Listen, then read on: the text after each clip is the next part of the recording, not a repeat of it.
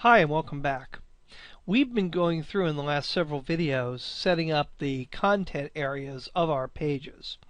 And in this video I'm going to show you how to set up the living room page. And let's go ahead and bring up the finished version of our website here. And you can see I'm going to go to services here and I'm going to go to the living rooms page just by doing that here. Now on this page we're going to do something special with the content area. We've seen how we can create an overall template that has a full width content area, and we've also seen how to divide the content area between a content area and a right-hand sidebar. But in this video what I want to go ahead and do is I want to go ahead and show you how to make hybrid layouts. In other words, a layout that for part of the way is a certain number of columns, which in this case would be full width, and then breaks off into multiple columns, which in this case I've got 3 columns here. And there's lots of reasons why you may want to do this. You may just want some columns of text, or you may want, as I've placed here, to create sort of call-out boxes that call attention to something. And then you can see after I get through with my 3 columns right here, I go back to a single full width column down at the bottom. So how do we have multiple columns on a single page? And the second thing that we're going to go ahead and do in this video is I'm going to show you how to create what's called a modal pop-up window. And you saw something like this in the last video when we did the image box tool. And you can see if I click here where it says click here to have more information, it's going to go ahead and gray the background out, and it's going to bring up this pop-up box here. And again, this works along the same principles that the image gallery tool did, but instead of displaying images, it's going to go ahead and display text for you. And you'll see how we do that. It's very simple to set these up. But for the first thing we're going to go ahead and do is we're going to see how to set up these multiple columns of text. So I'm going to go ahead and minimize that, and I'm going to come back into my project here. And the project page that I want to open up is going to be the living room page, the living page. And I want to go ahead and I'm going to place these pop-ups, or these call-out boxes, down here at the bottom.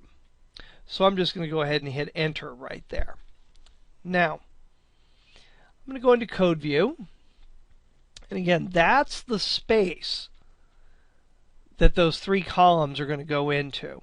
So I'm actually going to highlight that line and hit enter a few times just to give myself some space in here to add some material. Now, I want you to go to the styles.css page. And this is the main style sheet for this page. And when you scroll down to the containers section, you're going to notice that we've got some empty containers right here that we're not doing anything with at all. Box 1, Box 2, and Box 3. And it's Box 1, 2, and 3 that we're going to use to create those 3 call-out boxes that are next to each other. And again, if I bring up the finished version here, this is box 1, this is box 2, this is box 3. So I'm going to go ahead and minimize that again, and I'm going to leave my style sheet and go back into my source code here. Now, what you need to do inside of your source code is make a div to associate with each one of those boxes. So I'm going to go ahead and do an opening bracket and then the word div, a space, ID, and you'll see when ID comes up there, you can just press enter, and it's going to bring up a list of the divs from your style sheet. And again, I wanted this to be box 1. So I'm going to go ahead and select box 1. You can either click that or use the down arrow and hit enter. And you'll see it adds that in there.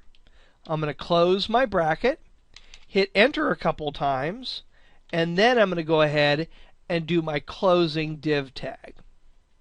I'm going to do this 3 times. Div ID box 2, and then close my div, and one more time, div ID, and then box 3, close that opening tag, and then create a closing tag. And by the way, the framework just comes with box 1, box 2, 3, 4, 5, 6. You can create as many box divs as you want just simply by adding them on into your style sheet. So I now have the 3 boxes here. Now let's go ahead and add some content to the boxes. And I'm going to bring up my finished page here, and you're going to see there's a headline followed by a paragraph of text. And this is actually going to be an H3 tag. So let's go ahead and add that to our boxes. I'm going to go ahead and do, actually I don't want that much space there. There we go. I'm going to go ahead and do an opening H3 tag, and I'm going to go ahead and type modern rooms. And then I'm going to close my H3 tag. Now, just for speed's sake, I'm going to go ahead and highlight a piece of this text right up here for the paragraph of text. Actually, I'll go ahead and highlight that line there. And I'm going to copy it, and I'm going to paste it right in there. Use Tab to move that over. I like to keep everything nice and lined up. And then I'm just going to go ahead and, again, just for speed's sake, I'm going to copy and paste that into these other 2 divs. And then I'm going to go ahead and type traditional rooms and contemporary rooms. There we go. I'll save that. Let's take a look at this in Design View. And you should now see we've got those 3 blocks of text here ready to go. And I actually want to delete a little bit of this text here because I don't need quite that much. But you could have as much as you want in there. Save that, and let's go back into Code View and take a look at our sample. Now, after the sample, you have an image here. And this image we're going to add just simply by adding an extra line in the code. And I'm going to do img, which is the image tag, and then src, which is the source attribute. Since I have the source attribute highlighted right now, you can see in the drop-down box, I can press Enter, and then hit Enter again for Browse, and it's going to ask me to choose an image. I'll go into the Images folder, and you're going to see I've got Narrow 1 there. I'm going to go ahead and select that. And one thing that you're going to want to make note of is the size here. This is 250 by 990. 250 by 90.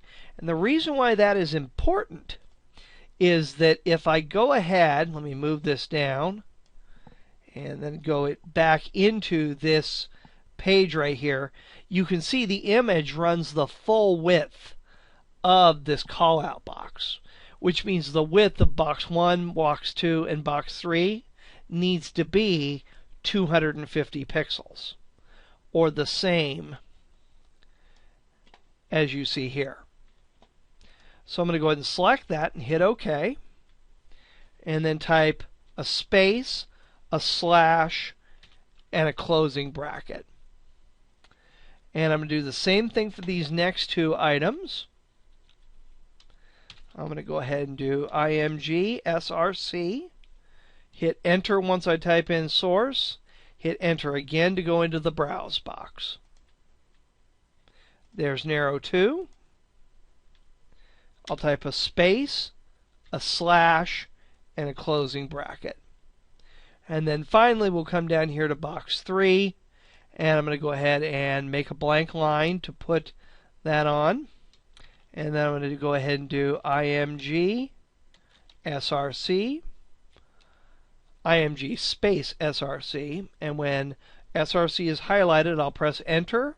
That brings up Browse, I'll press enter one more time, and here is narrow 3. And again, these images are available in the exercise files that you can download for this inside of the framework, or you can just make 3 images that are 250 pixels wide by 90 pixels tall. So I'll select that third one there and hit OK, and then again a space, a slash, and a closing bracket. Let's save this and go into Design View, and you can see the images there. Don't worry that the image is right up against the item below it, because we're going to correct that when we actually create the CSS for this page. Now, actually, let's go ahead and take a look and make sure there actually is a paragraph of text right here. I'm going to copy that and just go back into my source code, and after my image I'm going to go ahead and just open up a p tag, paste that text in there, and then close it, and then I'll copy the whole thing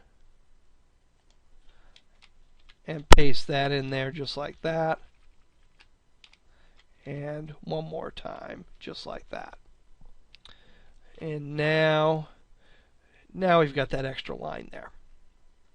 So we've successfully set up the HTML code that contains the content and the structure for each one of those boxes.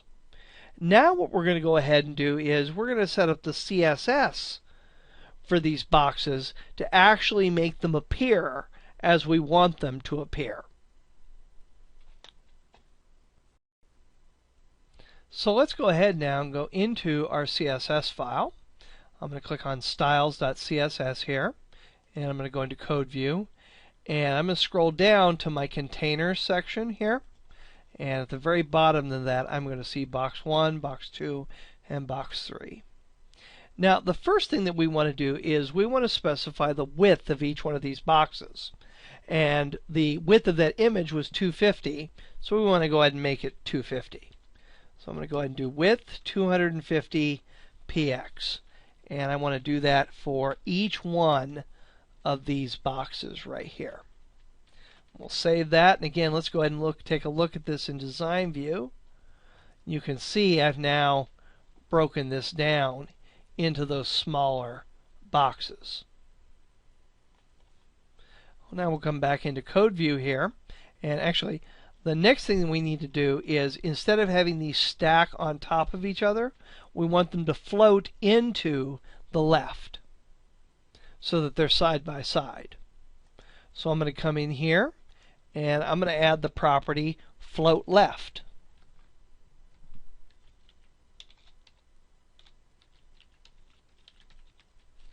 And again, I'm going to do that for each one of my divs here. We'll save that and come back into Design View, and now they're looking more like columns. You can see each one has floated to the left as far as it can go. The next thing we want to do is we want to space these out a little bit. So we're going to apply some margin to this. So I'm going to go ahead now and come back into my code view, and I'm going to go ahead and do margin, and I'm going to go ahead and just make it 25. And remember, since I'm doing 25 px, it's going to give me 25 pixels of margin top, bottom, left, and right, because I just have one value there. We'll save that and take a look in Design View, and you can see the way this is looking. Still not looking too terribly good. We got too much space up here on the top. And we also don't want this pushed in, or maybe we want it pushed in a little bit more from the left. And we want the spacing in between the boxes to be a little bit more. But let's go ahead and go back into Code View and copy this and paste it twice more in and save it, and just take a look and see how it's looking. And actually, you know, that doesn't look as bad as I thought it was going to. There's actually now just enough space in between them and to the left of each one of them. The one thing that I don't think we're going to want is so much padding on the top, but we'll come back to that later. Now let's go ahead and take a look at our finished product. We can see that there's a gray background followed by a colored bar at the top of each one of these. And this is actually just a top border. So we're going to specify the top border for each one of these, and we're also going to specify a background color. And just to make things easy, we're just going to do a black border on the top of each one of these. So I'm going to go ahead and minimize that, and I can come back into Dreamweaver and go back into my source code. And I'll scroll down, and there are my boxes. So I'm going to go ahead now and do border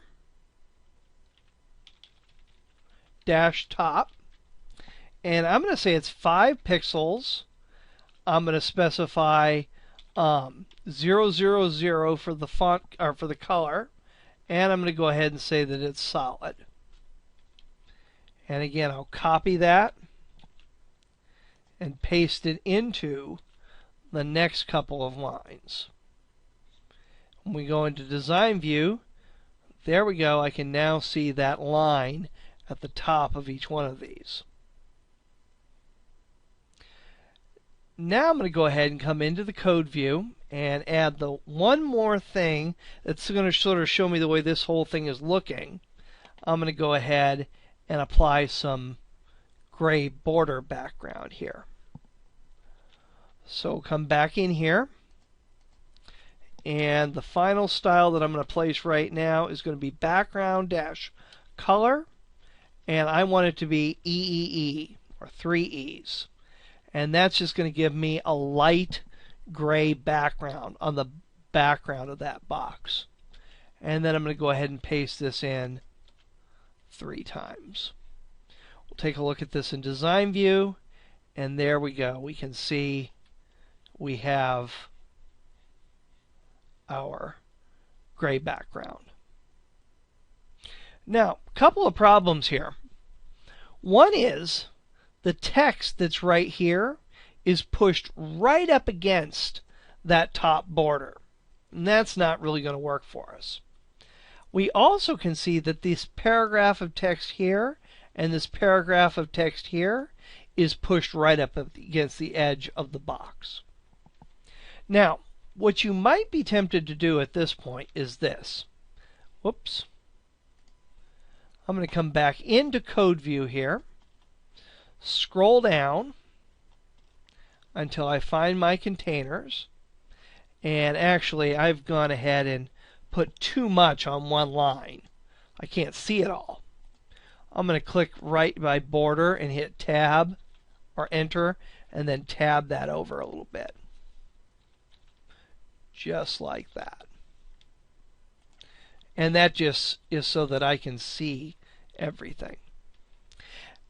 Another thing that I haven't mentioned about CSS, it totally doesn't matter the order that you put the properties in. In other words, I could do width, float, margin, border, background here, or I could do background, margin, width, float, border. Totally doesn't matter. So I'm going to go ahead and click right here. And again, what you may be tempted to do is just say padding is 5 pixels. And save that. And when I look at this in design view, you're going to see that I now have some space here. I didn't do it over here, but I now do have a little bit of space in here. If I come back in here to code view and make the padding 15 pixels and save it, you're going to see I now have even more space in here. The reason why I have more space in there is that I've placed padding all the way around the box. And that includes this image here. So if you want the image to come right up against the edge of the box, you're going to need to come to some other kind of solution. And here's what you would do. And again, if this works for you, and this is the way you want it to look, there's nothing wrong with this. If this is the way you want your box to look, you're all set. The only issue is if you wanted the image to come all the way to the edge while still giving yourself some space around your text. Let's see how we would do that. I'm going to come back into code, and I'm going to take the padding off of this one here and save this. And what we want to go ahead and do is we want to affect the headings, the H3s, and the paragraphs that are inside of this box.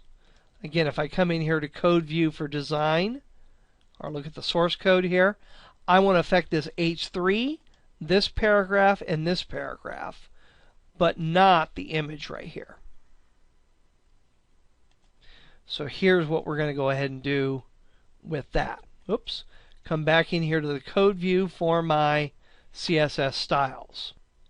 Now, this style is going to affect H3s in box 1, box 2, and box 3.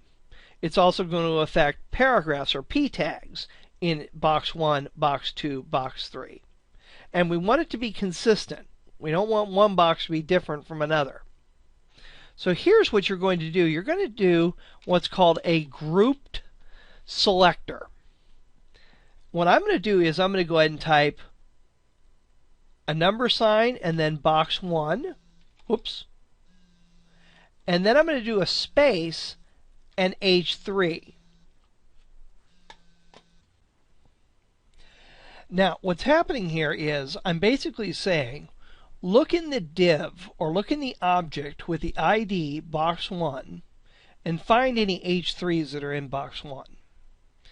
And then the comma is going to separate that from the next selector that I'm going to do, which is going to be look in box or look in ID 2, and whoops, and we want to find any H3s that are in there. And then another comma, and we're going to go ahead and do box 3 H3. So this is a grouped selector that we have here. It's saying apply the same style to all these H3s that are in either box 1, box 2, or box 3. Now I'm going to go ahead and do a curly bracket, and I'm going to go ahead and add in my style, which basically what I want is I want some space on the top and the bottom, and then on the left and the right. I want a little bit more space on the top, so I'm going to say give me 20 pixels of margin on the top. I want 10 pixels of margin on the right, 10 pixels of margin on the bottom, and also 10 pixels of margin on the left. So 20 on top, 10 on the bottom, 10 on the left, and 10 on the right. And now let's go ahead and close our curly bracket, and I'm going to save this and do the exact same statement. So I'm going to copy this, highlight, and copy. And now I'm going to paste this in again, only I'm going to change the H3s to P's because I want to modify the paragraphs that are in these boxes. And again, I'm going to give it a different amount of margin space right here. In this case, I'm going to want, let's go ahead and make it the same. I'm going to make it 5 pixels top and bottom and 10 pixels left and right. And the 10 pixels left and right will allow it to line up with my heading nicely. Let's go ahead and save that and go into Design View here. And now you can see I have some space around the text content, but no space around the images. And I actually may want a little bit more space on the bottom of these paragraphs. So I could go ahead and again go into my source code here for my CSS. Whoops. Go into the code for my CSS and scroll down here. And there are the P tags. And I do want 5 pixels on the top. But I'm going to go ahead and say put 10 pixels on the bottom and 10 pixels on the left. Remember, when you have two values in either a margin or a padding property, it's top, bottom, left, and right. But when you have 4 values in a margin or padding statement, it's top, right, bottom, left. It's going clockwise around the box. And let's go ahead and save this and come into design view. And there we go. That seems like a little bit better spacing right here. Let's bring up our original, and you can see these lines up here are different colors, and they're also thicker than what I have. So I'm going to go ahead and again go into the CSS for this and scroll up a little bit, and I'm going to take that space out of there just to clean that up here. And I'm going to go ahead and say the border top should be 15 on each one of these. And I could very easily modify the color for each one of these just by going into like a color wheel here. And I can drag this down so it's going to be like a dark orange on that one. Highlight that and type a number sign again. And let's go ahead and maybe do a really dark greenish color on that one. I'm just picking these at random. And then let's go ahead and actually that'll be that color right there. And let's select like a beigeish color for this one. And again, all I'm doing to replace this code is I'm highlighting the whole code, including the pound sign, then typing a pound sign over it, and brings up this color prism. I'll select my color wheel here and come down here and grab like a beigeish color, just like that. And I'll save it. And let's go into design view, and now you can see I've got something a little bit larger up there at the top. So now we have 3 columns of text in our hybrid layout. Now, the next thing that we want to go ahead and do in this is create these pop-ups. And again, these are called modal pop-ups. If I click this link right here, you'll see what happens. It fades this out and brings up a text box that I can fill information in. And this is very, very flexible the way this is created, and will allow you to use regular CSS styles to format the content that's inside of here. You could also include images. And in the case of the sample here, you can see I've just got text, but you'll see how easy it is to add an image into this box. And again, we're going to do this in the next video. So I'll see you then.